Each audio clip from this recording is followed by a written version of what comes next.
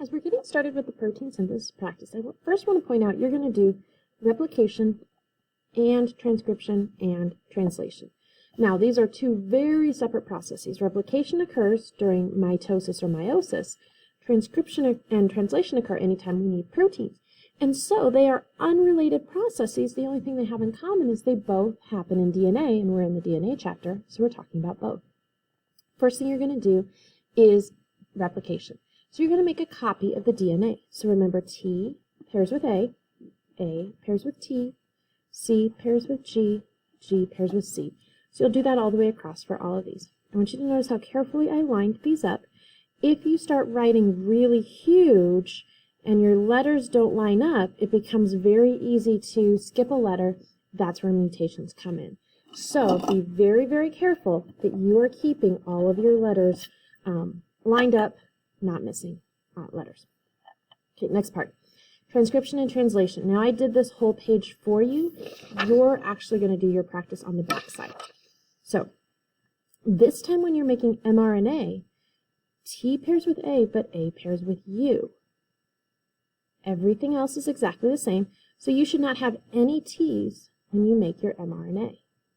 Notice that I put this line here. It will make your life so much easier if you break this into codons before you start, and then it will be so much easier to be able to keep everything straight and not accidentally get your letters off. So I would draw my lines to separate this all out, and then I've got T pairs with A pairs with U, C pairs with G, and then what you're going to do is you're going to plug it into a codon chart. Now when you use a codon chart, you take those three letters, those codons, and you plug the first letter in to this column. And so my first letter is A. So I find A. Okay, I know that my codon, or my amino acid has to be in that row. My second letter is U. So I find my second letter up here at the top. Okay, so here is U. Find where those two intersect. So my codon has to be in this box. Then I find my third letter is G. So I find that over here. Find where all three intersect. So here is my G. So that says start or methionine. And so AUG codes for start.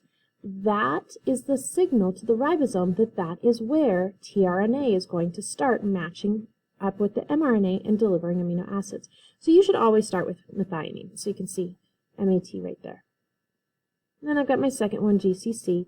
So I would find G, C, and then C. So my second one would be alanine.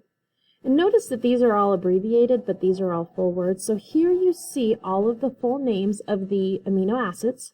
And all of these that end in ine are pronounced ene, so phenylalanine, leucine, isoleucine. And notice that there are three stops. So that's the signal to the ribosome that the tRNA is going to stop matching with it. So you should always end on a stop.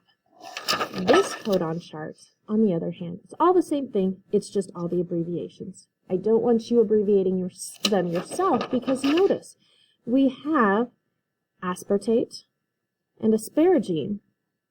They have to be abbreviated differently. And so you'll see that on the shortened one. So you will perform transcription and translation on the back.